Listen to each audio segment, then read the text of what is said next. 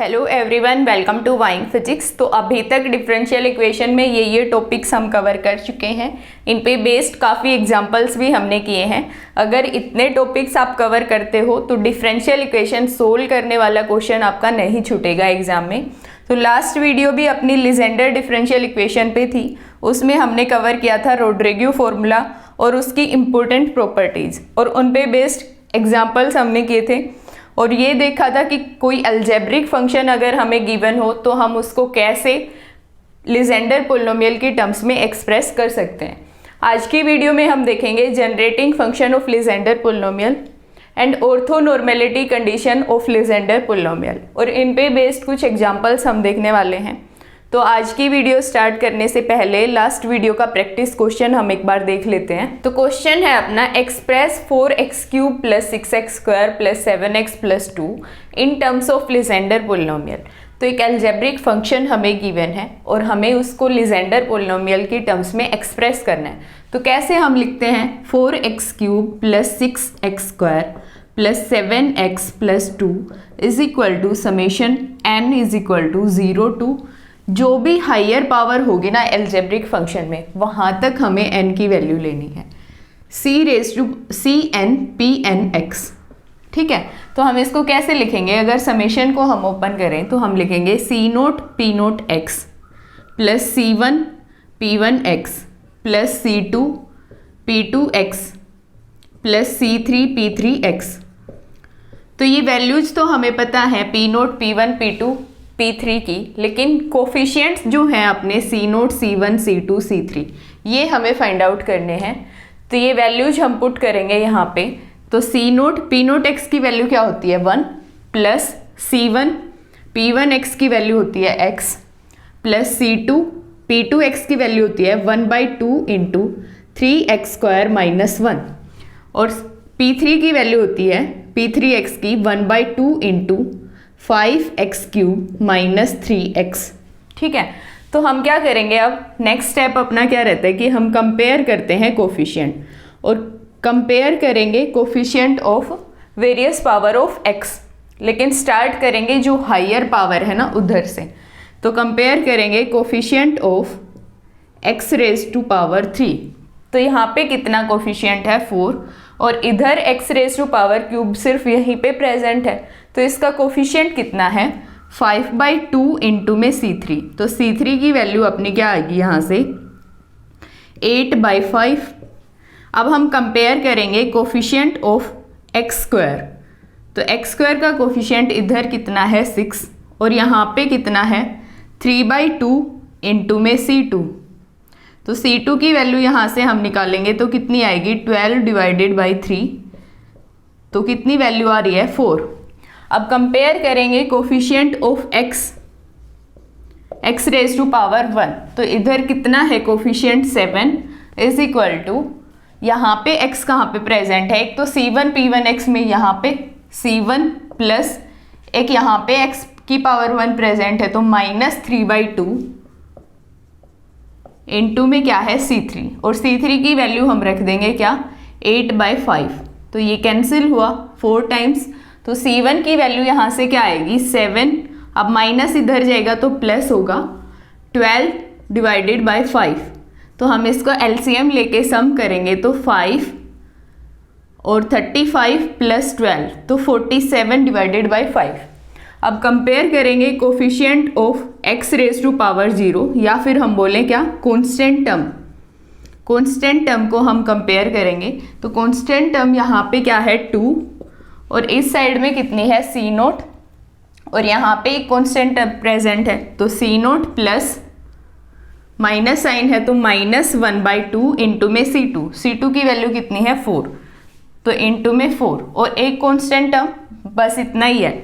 तो 2 से ये कैंसिल हुआ, तो C0 की वैल्यू यहाँ से कितनी आ गई 2 इधर जाएगा, माइनस साइन है तो क्या होगा प्लस, तो C0 की वैल्यू भी हमारी क्या आ रही है 4। तो इस एल्जेब्रिक फंक्शन को लीजेंडर पोलिनोमियल की फॉर्म में हम कैसे लिखेंगे, f(x) से मान लो हम इसको लिख रहे हैं, ये जो एल्जेब्रिक फंक्शन हमें गिवन है इसको हमने नाम दिया f(x) का। तो हम कैसे लिखेंगे C0 4 × में P0x की P0x प्लस C1 C1 की वैल्यू कितनी है 47 divided by 5 P1x plus C2 4 P2x plus 8/5 P3x।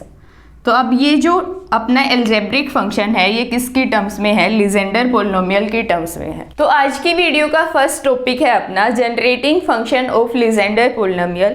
तो जैसे कि आपको नाम से ही दिख रहा है ये फंक्शन जो है ऐसा फंक्शन हम देखने वाले हैं जो लीजेंडर पोलिनोमियल को क्या करेगा, जनरेट करेगा।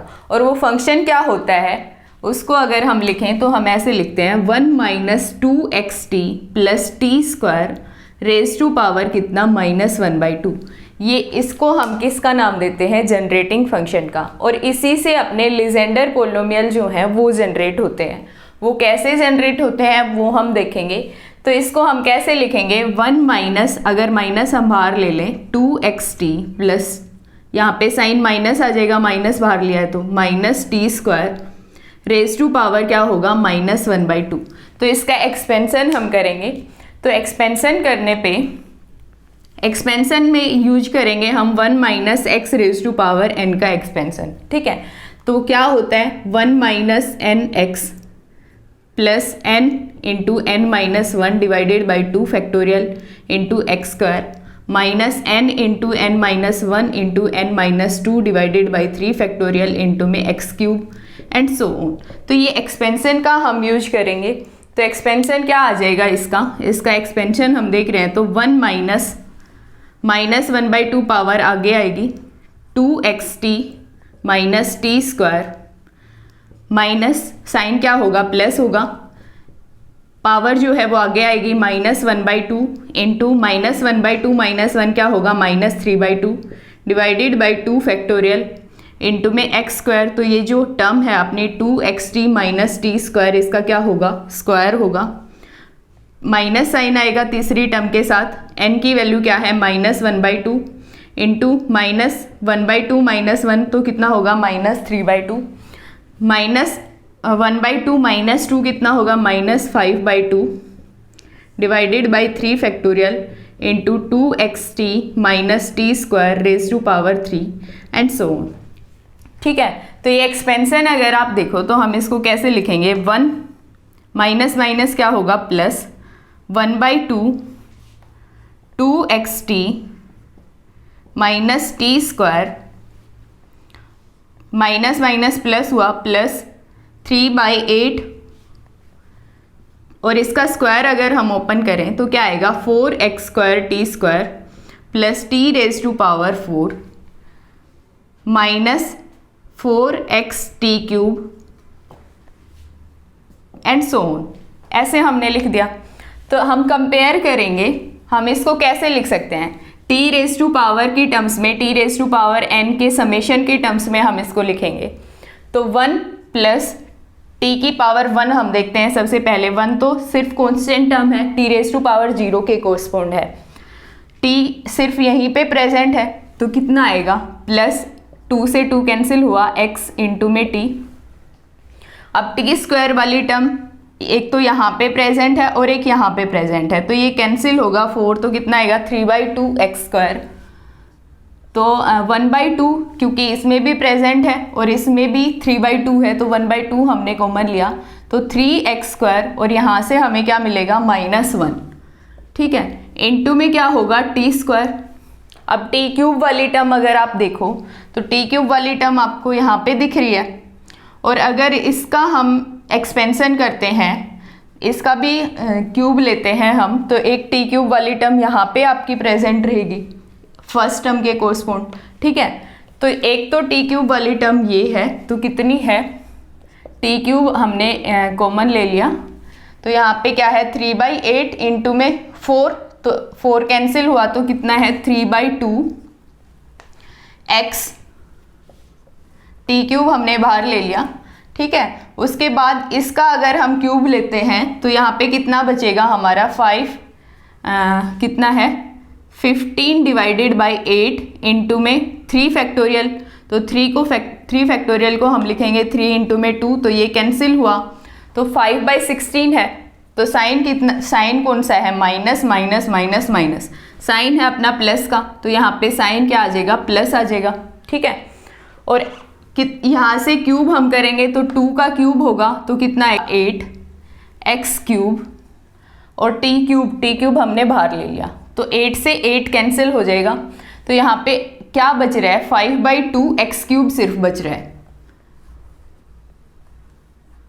तो 5 + 5/2 एक्स क्यूब है अपना। और यहाँ पे साइन आप देखो एक बार, टी क्यूब वाली टर्म जो कहाँ पे हमें मिल रही है, ये मिल रही है, तो यहाँ पे साइन क्या है अपना, माइनस साइन है, ठीक है, एंड सो ऑन। तो t⁴ का भी हम देख लेंगे, तो हम इसको कैसे लिख सकते हैं, 1 + x × में t + 1/2 3x² - 1 × में t² प्लस अगर 1/2 हम कॉमन लें तो 5x³ - 3x × में t³ एंड सो ऑन। तो यहाँ से आपको देखने पे पता चल रहा होगा कि ये जो है 1 वो तो हमें क्या बता रहा है, P0x × में t⁻0, ठीक है। x ऑफ t जो है वो x हमें क्या बता रहा है, प्लस P1x × में t⁻1। इसको आप देखो तो ये हमें क्या बता रहा है, P2x × में t⁻2 प्लस ये हमें क्या बता रहा है, P3x × में t⁻3।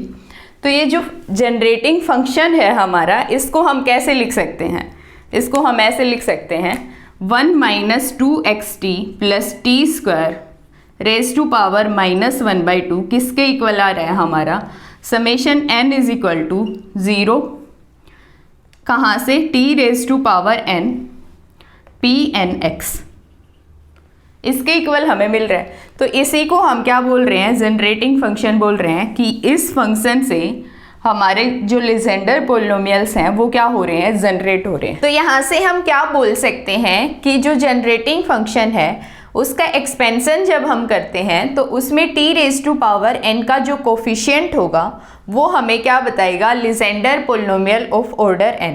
एक्सपेंशन से हमने देखा अभी जो t⁻0 का कोफिशिएंट था वो क्या था, 1 था, और वो हमें क्या दे रहा था, लीजेंडर पोलिनोमियल ऑफ ऑर्डर 0। अगर t³ की हम बात करें तो उसका जो कोफिशिएंट था उसकी वैल्यू क्या आ रही थी, लीजेंडर पोलिनोमियल ऑफ ऑर्डर 3, जिसको हम P3x से बोल रहे थे, ठीक है। और यहीं से अपनी जो इम्पोर्टेंट प्रॉपर्टीज़ हमने देखी कि Pn at x = 1 पे वैल्यू क्या होती है, एट x = 1 पे वैल्यू होती है 1, और Pn at x = -1 पे वैल्यू क्या होती है, -1 raised to n। ये प्रॉपर्टी जो है वो इसी जनरेटिंग फंक्शन का यूज करके प्रूव होती हैं। तो ये जो जनरेटिंग फंक्शन है वो इम्पोर्टेंट है, इसको आप ध्यान रखो। एक क्वेश्चन भी इस पे आया हुआ था नेट जून 2014 में, उसमें ये जनरेटिंग फंक्शन आपको गिवन था, और क्या गिवन था साथ में कि जो t का मॉडुलस है वो क्या है, <1 है। तो वैल्यू हमें बतानी थी P5 at x = -1। तो डायरेक्ट प्रॉपर्टी का यूज करके हम वैल्यू फाइंड आउट कर लेंगे, n की जगह पे 5 रखेंगे तो -1 raised to 5 क्या वैल्यू हमारी आएगी, -1। तो ये प्रॉपर्टी प्रूव कैसे होती है जनरेटिंग फंक्शन से वो हम देखने वाले हैं। तो क्या है, Pn at x = -1 हमें फाइंड आउट करना है। तो जहाँ पे भी x होगा वहाँ पे हम क्या पुट कर देंगे, -1 पुट कर देंगे। ये वाली हम देख लेते हैं, सिमिलरली ये भी प्रूव हो जाएगी। x की जगह पे हमने क्या रखना है, 1 रखना है, ठीक है। तो x की जगह पे अगर हम -1 रखते हैं तो क्या हमें मिलेगा, 1 + 2t + t² raised to कितना होगा, -1/2, और वो किसके इक्वल है, summation n = 0 to ∞ t⁻n Pn at x = -1। तो ये वैल्यू हमें फाइंड आउट करनी है। तो हमें क्या देखना है कि इधर जो एक्सपेंशन होगा उसमें t⁻n का जो कोफिशिएंट होगा वो हमें ये वाली वैल्यू दे देगा, ठीक है। तो इसका एक्सपेंशन हम करेंगे तो इसको आप देखो तो ये हमें क्या दे रहा है, 1 + t का होल स्क्वायर, और उसकी पावर कितनी है, -1/2, तो 2 कैंसिल होगा तो कितना आएगा, -1। और इसका एक्सपेंशन हम देख सकते हैं क्योंकि t हमें क्या गिवन है, t का मॉडुलस जो है वो <1 है, तो एक्सपेंशन क्या आ जाएगा 1 minus T plus T square minus T cube plus T raise to power 4 minus T raise to power 5 and so on. nth term अगर हम लिखें तो क्या आएगा minus 1 raise to power n T raise to power n। तो ये expansion जो है इसमें T raise to power n का कोफिशिएंट क्या है minus 1 raise to power n, वही किसकी वैल्यू हमें बता रहा है Legendre polynomial of order n at x is equal to minus 1। तो क्या वैल्यू आ रही है minus 1 raise to power n। अगर x की जगह पे हम 1 रखते तो ये किसका स्क्वायर बनता, ये वाली जो वैल्यू थी वो 1 माइनस टी का स्क्वायर बनता, और 1 minus T raise to power minus 1 का एक्सपेंशन हम करते तो सारी की सारी टर्म्स हमें क्या मिलती, पॉजिटिव टर्म्स मिलती।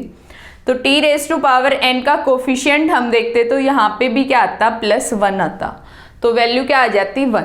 ठीक है, तो एक और क्वेश्चन हमने देखा लास्ट वीडियो में, वो क्या था कि P2n dash at x is equal to 0, इसकी वैल्यू क्या आएगी।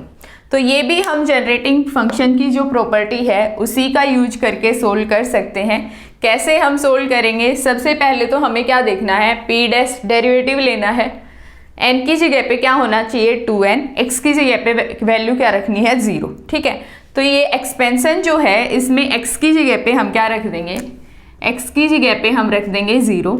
तो इधर क्या मिलेगा हमें 1 माइनस 2xt। सबसे पहले तो हमें डेरिवेटिव लेना है, बाद में x की वैल्यू पुट करनी है। तो डेरिवेटिव हम लेंगे p डैश, क्योंकि हमें फाइंड आउट करना है, और pn जो होता है Legendre polynomial of order n, उसमें सिर्फ और सिर्फ x की टर्म्स होती हैं।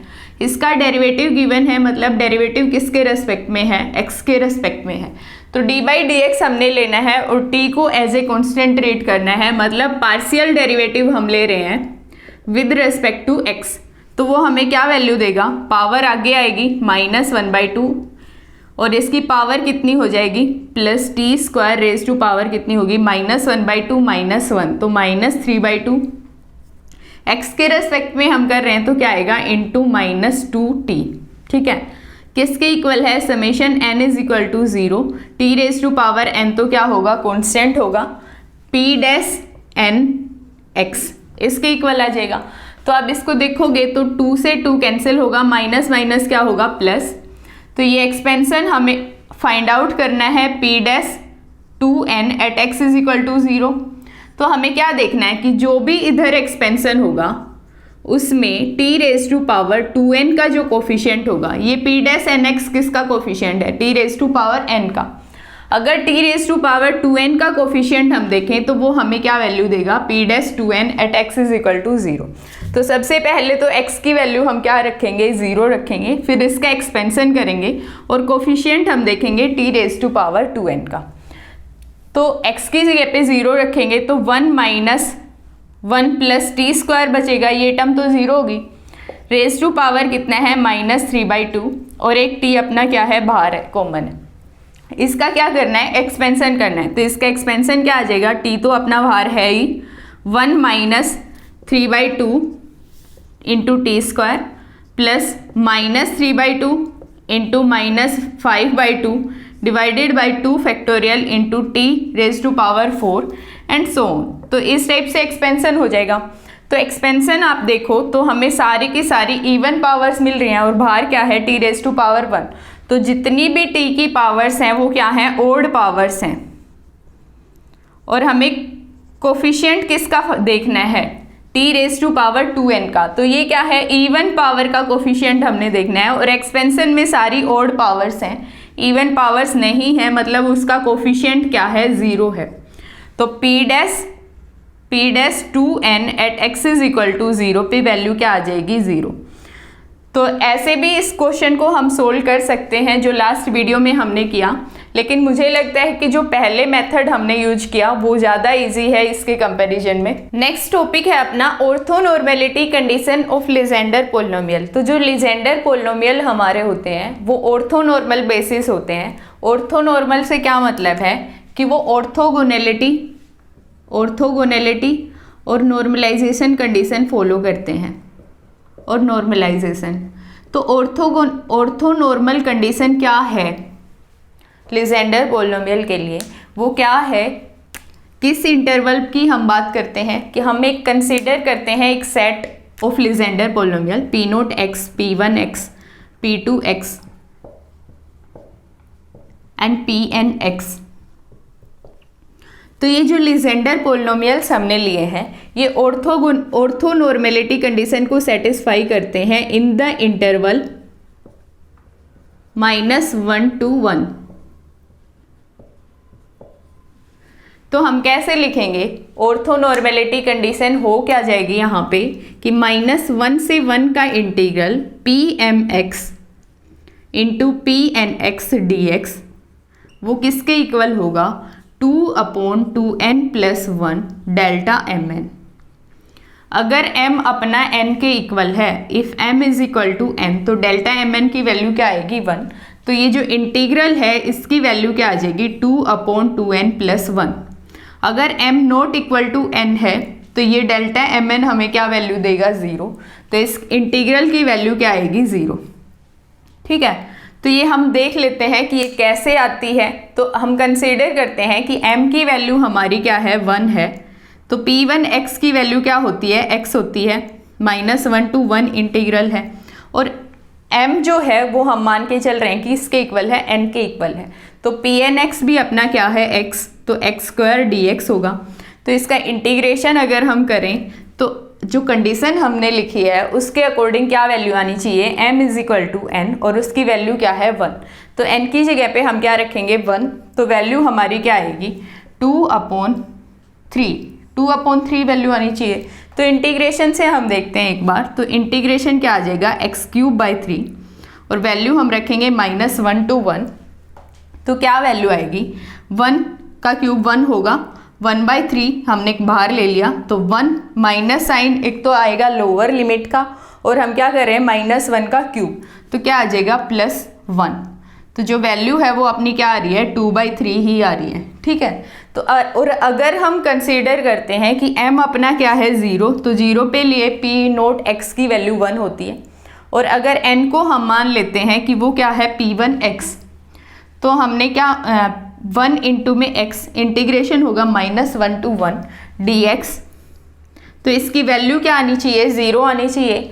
तो इंटीग्रेशन अपना होगा x²/2 और लिमिट हम रखेंगे -1 to 1, तो क्या आएगा 1/2 हमने बाहर लिया, x² की जगह पे हमने रखा 1² 1 माइनस लोअर लिमिट -1 का स्क्वायर भी क्या होता है 1, तो वैल्यू क्या आ रही है 0 आ रही है।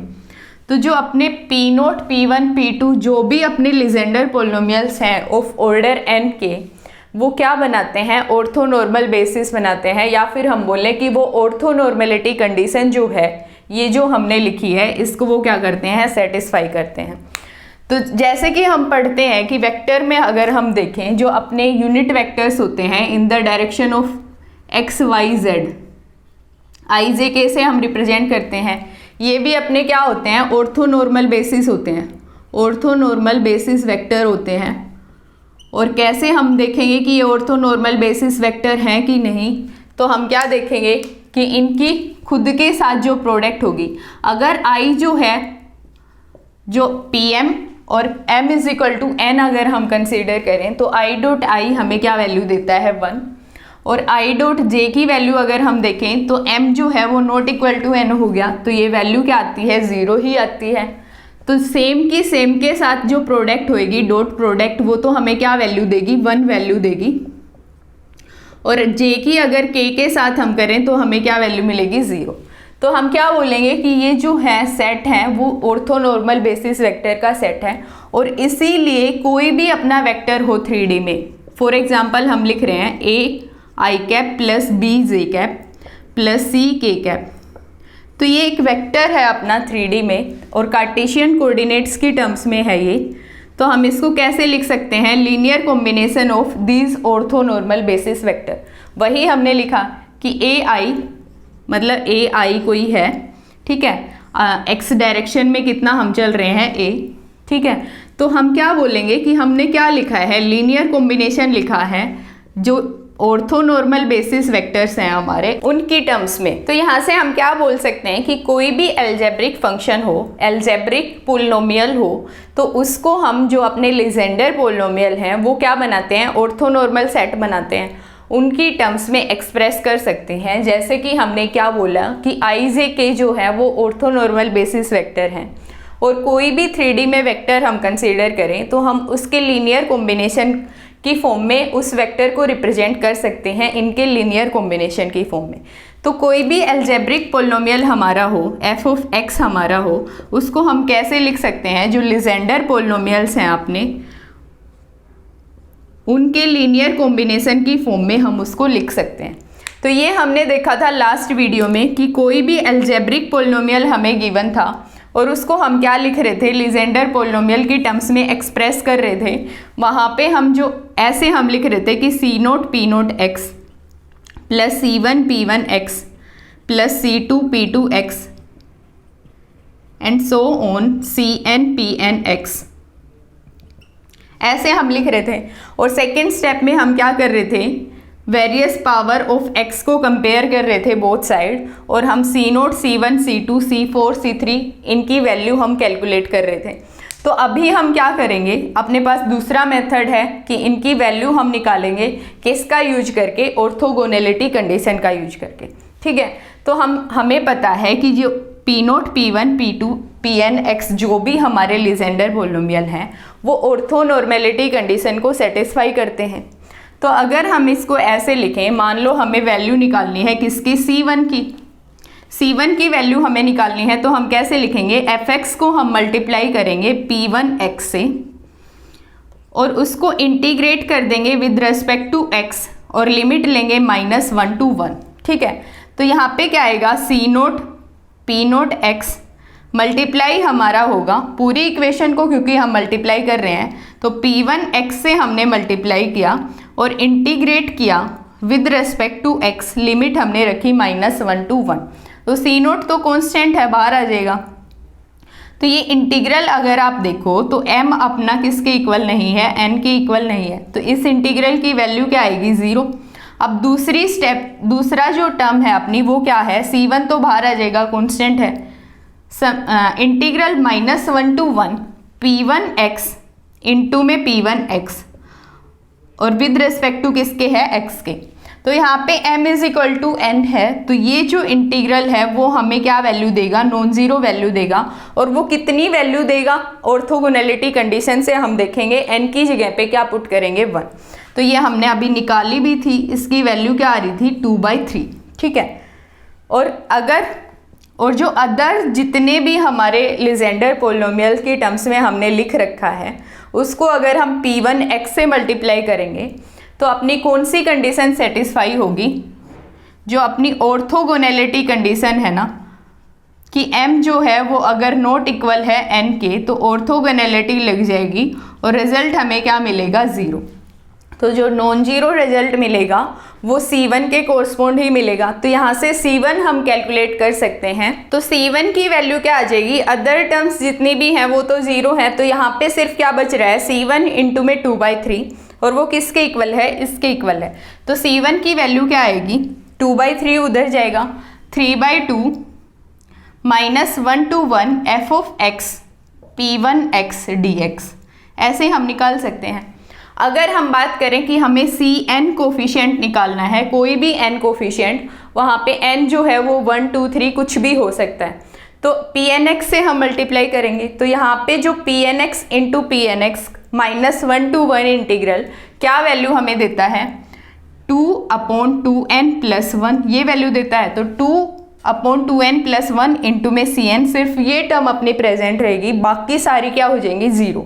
ठीक है, तो इधर क्या आएगा फिर, -1 to 1 integral -1 to 1 f of x into में मल्टीप्लाई हम किससे करेंगे, फिर Pnx से। ठीक है, तो अब ये जो कोफिशिएंट है इधर Cn का वो उधर जाएगा, तो क्या मिलेगी हमें Cn की वैल्यू 2n + 1 डिवाइडेड बाई 2। तो अगर n की जगह पे हम 1 लेते हैं तो यहाँ पे क्या आ जाएगा, 3/2, और यहाँ पे क्या आ जाएगा, P1x। तो ये अपना आ गया कोफिशिएंट, और इस तरह से कोई भी कोफिशिएंट हम निकाल लेंगे इस फॉर्मूले का यूज करके, और एफ ऑफ एक्स में हम पुट कर देंगे। तो जो अपना एल्जेब्रिक पोलिनोमियल था कोई भी एफ ऑफ एक्स, उसमें हमें C0 C1 जितने भी हमारे थे उसकी वैल्यू हमने निकाल ली इसका यूज करके, और हम वो वैल्यू पुट कर देंगे। जैसे C0 की कोई भी वैल्यू अपनी आएगी इनटू में P0 x plus C1 P1 x। तो ये जो एल्जेब्रिक पोलिनोमियल है अपना वो किसकी टर्म्स में एक्सप्रेस हो गया, लीजेंडर पोलिनोमियल की टर्म्स में।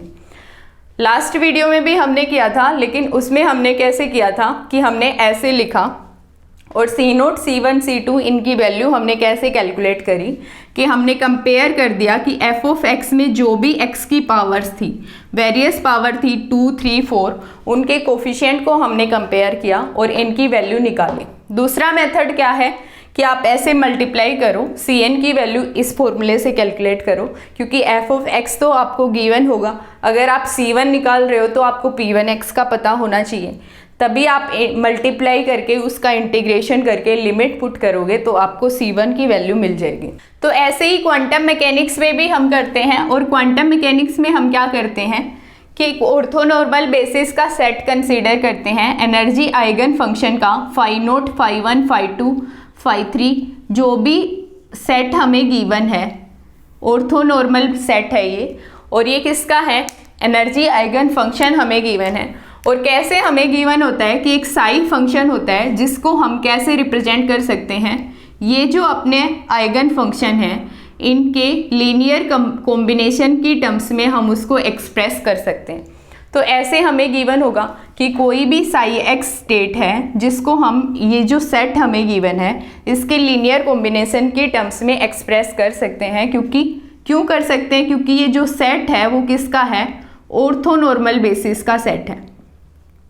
और जो φ0 φ1 φ2 3 जितने भी अपने हैं उनके कोरस्पॉन्ड एनर्जी आइगन वैल्यू हमें पता होती है, ठीक है। तो वहाँ पे भी हम क्या निकालते हैं, कोफिशिएंट निकालेंगे, Cn कोफिशिएंट। वो कैसे हम निकालेंगे, हम Cn को हम कैसे लिखते हैं, जो साई x है अपना उसको हम मल्टीप्लाई करेंगे Cn फाइंड आउट करने के लिए। सबसे पहले तो अगर इसको आप लिखो तो कैसे लिखोगे, n वही है 0 to जितना भी वैल्यू जाएगी, तो इसको हम कैसे लिखेंगे, C0 φ0 plus C1 φ1 plus C2 φ2 and Cn φn, ठीक है।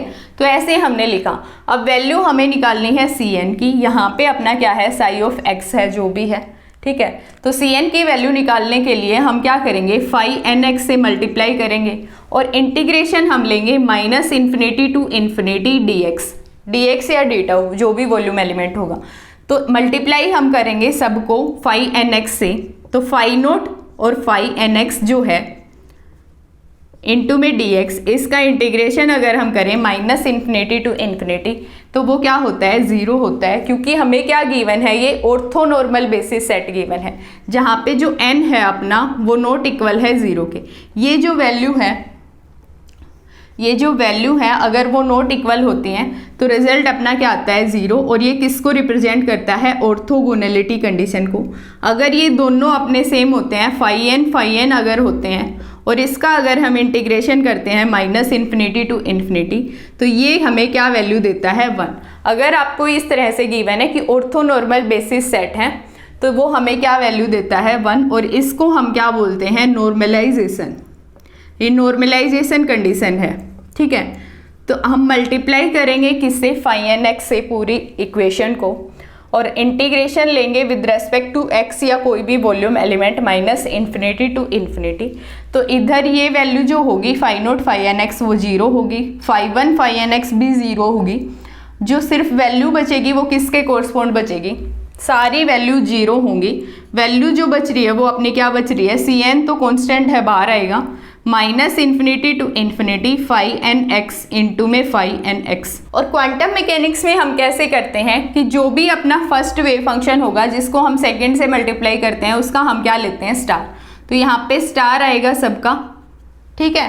तो स्टार मतलब क्या है कि ये इसका क्या बता रहा है, कॉम्प्लेक्स कॉन्जुगेट। मतलब मल्टीप्लाई हम कैसे करते हैं, ब्रा साई x लिखेंगे और कैट फाई nx लिखेंगे। ऐसे हम मल्टीप्लाई करते हैं। तो जो ब्रा नोटेशन है वो हमें क्या बता रही है, साई एक्स का स्टार बता रही है। और कैट नोटेशन जो है वो सिंपल ही है, अपनी फाई एन एक्स को ही रिप्रेजेंट करती है। तो -∞ to ∞ psi X star phi X D X. और सी एन कोफिशिएंट हमें फाइंड आउट करना है, तो हमें पता है ये वैल्यू क्या आएगी, 1 आएगी। तो यहाँ से सी एन जो कोफिशिएंट है वो अपना किसके इक्वल आ गया, सी एन कोफिशिएंट को अगर हम लिखें तो हम ऐसे लिखेंगे -∞ to ∞ psi star phi N D X. ये अपना सी एन कोफिशिएंट हो गया। तो क्वेश्चन कैसे बनता है क्वांटम मैकेनिक्स में कि आपको प्रोबेबिलिटी बतानी है कि ऐसे ऑर्थोनॉर्मल सेट आपको गिवन है और कोई साई एक्स स्टेट आपको गिवन है, तो आपको प्रोबेबिलिटी बतानी है कि इस स्टेट की फाई 3x में या फाई nx में फाई 2x में होने की प्रोबेबिलिटी कितनी है। तो कोफिशिएंट हमने निकाल लिया और कोफिशिएंट का हम क्या करते हैं, मोड स्क्वायर करते हैं प्रोबेबिलिटी निकालने के लिए, क्योंकि प्रोबेबिलिटी अपना क्या होता है, साई स्टार इंटू साई लिखें या फिर हम क्या लिखें, साई का मोड स्क्वायर हम लिखें। तो इसका मोड स्क्वायर हमें करना पड़ेगा, तो क्या आएगा, सी एन का मोड स्क्वायर। तो सी एन हम निकालेंगे, ऐसे हम सी एन को निकालेंगे, उसका मोड स्क्वायर करेंगे, तो जिस भी स्टेट में पूछा जाएगा उसमें हमारे पास क्या आ जाएगी, प्रोबेबिलिटी आ जाएगी इस फंक्शन की इन स्टेट में होने की। तो ऑर्थोनॉर्मेलिटी कंडीशन पे बेस कुछ एग्जांपल्स हम देख लेते हैं। एग्जांपल है अपना, consider the following function F of x हमें गिवन है, -1 से 1 में अगर x है तो उसकी वैल्यू क्या है, 0। अगर 0 से 1 के बीच में है तो वैल्यू क्या है, 1। If function can be expressed in terms of Legendre polynomial as follow, जैसे हमने बताया वैसे ही गिवन है। तो हमें वैल्यू बतानी है a1 और a3 की। तो यहाँ पे cn की जगह पे सिर्फ क्या गिवन है, an गिवन है। तो an की वैल्यू हम कैसे लिखेंगे, fx को हम मल्टीप्लाई करेंगे pnx से, तो f ऑफ x को हमने मल्टीप्लाई किया pnx से, और लिमिट हम पुट करेंगे, इंटीग्रेशन लेंगे with respect to x, limit put करेंगे -1 to 1। तो उधर के साइड में वैल्यू क्या आएगी, pnx इंटू pnx, उसका इंटीग्रेशन क्या होता है, यहाँ पे इंटीग्रेशन अपना होता है 2/2n + 1। तो an की वैल्यू क्या आ जाएगी, 2n + 1 डिवाइडेड बाई 2, ये वैल्यू आ जाएगी। ये फॉर्मूला हमने देखा अभी, ठीक है। तो a1 की वैल्यू हमें बतानी है और a3 की, n की जगह पे हम क्या लेंगे, 1 लेंगे, तो कितना आएगा 3/2, और इंटीग्रेशन हमने करना है -1 to 1 fx into pnx, n की जगह पे हम क्या ले रहे हैं, 1 ले रहे हैं। तो fx की वैल्यू क्या है अपनी, अगर -1 से 0 का इंटीग्रेशन हम लेंगे तो वैल्यू क्या है, 0, प्लस अगर 0 से 1 का इंटीग्रेशन हम लेंगे तो वैल्यू क्या है, 1। तो जो इंटीग्रेशन अपना चेंज होगा वो 0 से 1 में होगा। fx की वैल्यू है 1, p1x की वैल्यू हमें पता है क्या होती है, x होती है इंटू में dx। तो इसका इंटीग्रेशन क्या होगा, x²/2, लिमिट पुट करेंगे 0 से 1, और वैल्यू क्या है, जो कांस्टेंट है अपना वो 3/2 है। तो 1 रखेंगे तो कितना आएगा, 3/4, लोअर लिमिट रखेंगे तो 0 ही आएगा। तो a1 की वैल्यू अपनी क्या आ रही है, 3/4। तो ये b और c ऑप्शन में आपको दिख रहा है। तो हम a3 की वैल्यू अब निकालेंगे। कोई भी वैल्यू आप निकालते हो तो एक बार ऑप्शन चेक कर लो, हो सकता है a1 की वैल्यू एक ही ऑप्शन में ठीक गिवन हो, तो वहीं पे आप टिक कर दो फिर। तो a3 की वैल्यू क्या आ जाएगी, n की जगह पे हम 3 रखेंगे, तो 6 7 7/2 -1 to 1, इंटीग्रल तो वही 0 से 1 में चेंज हो जाएगा क्योंकि fx सिर्फ हमें 0 से 1 की रेंज में गिवन है, और fx कितना है, 1। p3x की वैल्यू क्या होती है, 1/2 इंटू 5x³ - 3x इंटू में dx। p3x की वैल्यू आपको याद होनी चाहिए। तो 7/4 हो जाएगा, और इंटीग्रेशन हम करेंगे, 5 बाहर आएगा, x⁴/4 - 3x²/2, और लिमिट क्या हो जाएगी, 0 से 1। तो 1 अगर हम रखते हैं तो 7/4 अपना है ही, 5/4 हमें मिलेगा -3/2, ठीक है, और 0 रखेंगे तो 0 ही वैल्यू आएगी। तो इसका एलसीएम लेके हम सोल्व करते हैं तो क्या मिलता है हमें, 8 एलसीएम आएगा, या फिर मैं बोलूँ 4 एलसीएम आएगा। तो कितना आएगा, 5 - 6, तो कितना आ रहा है, -1/4 इंटू में क्या है, 7/4। तो A3 की वैल्यू क्या आ गई, -7/16। तो जो बी ऑप्शन है वो अपना करेक्ट ऑप्शन हो जाएगा। एक और एग्जाम्पल हम देख लेते हैं। नेक्स्ट एग्जाम्पल है अपना जो जेस्ट 2018 में आया था। For which of the following condition does the integral vanish for m not equal to n। अगर m not equal to n लेते हैं तो इनमें से कौन सी कंडीशन के लिए ये इंटीग्रल जो है वो किसके इक्वल आता है, 0 के, जहाँ पे pmx and pnx are Legendre polynomial of order m and n respectively. तो हमें पता है कंडीशन यहाँ पे गिवन क्या है कि m जो है वो नॉट इक्वल है n के। तो m not equal to n के लिए हमने अभी क्या देखा कि -1 से 1 का integral pmx into pnx dx वो किसके इक्वल आता है, 0 के, क्योंकि ऑर्थोगोनैलिटी कंडीशन सेटिस्फाई होती है। ठीक है, तो हमें क्या करना है, ये इंटीग्रल किस कंडीशन के लिए 0 के इक्वल होगा ये हमें प्रूव करना है। तो इस इंटीग्रेशन को हम इसमें कन्वर्ट करने का ट्राई करेंगे। तो इसमें हम कैसे कन्वर्ट कर सकते हैं, अगर ये वाला जो फंक्शन है अपना pmx इंटू pnx अगर इवन फंक्शन होता है तो हम इसको इस टर्म्स में लिख सकते हैं। और कैसे हम लिख सकते हैं, इवन फंक्शन के लिए -1 से 0 का integral pmx into pnx dx, क्योंकि ये क्या है, इवन फंक्शन है, वो किसके इक्वल होता है, 0 से 1 इंटीग्रल इवन फंक्शन के इक्वल होता है। ठीक है, तो हमें निकालना क्या है, -1 से 1 का इंटीग्रल निकालना है और वो हमें पता है 0 के इक्वल है। तो -1 से 1 का इंटीग्रेशन हम कैसे लिखेंगे, -1 से 0 का इंटीग्रेशन प्लस 0 से 1 का इंटीग्रेशन। और क्योंकि ये दोनों अपने इक्वल हैं तो हम कैसे लिख सकते हैं, इसको भी कैसे लिख सकते हैं, 0 से 1 का इंटीग्रेशन। ठीक है, तो ये जो इंटीग्रेशन है वो किसके इक्वल हो गया, 2 टाइम्स 0 to 1 का इंटीग्रेशन। और ये इंटीग्रेशन हमें फाइंड आउट करना है 0 से 1 pmx इंटू pnx dx, वो किसके इक्वल हो जाएगा, 1/2 -1 to 1 pmx इंटू में pnx dx।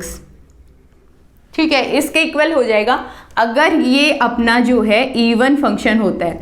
तो कंडीशन यही है कि ये जो प्रोडक्ट है वो इवन होनी चाहिए। ठीक है, अब ये हमने कैसे लिखा कि -1 से 0 का इंटीग्रेशन इसके इक्वल क्यों होता है, मान लो हम इवन फंक्शन है, अब इधर के साइड तो लिमिट क्या है, -1 to 0, मतलब जो x अपना होगा यहाँ पे कोई भी x वाली टर्म होगी वो किस में होगी, नेगेटिव वैल्यू होगी उसकी।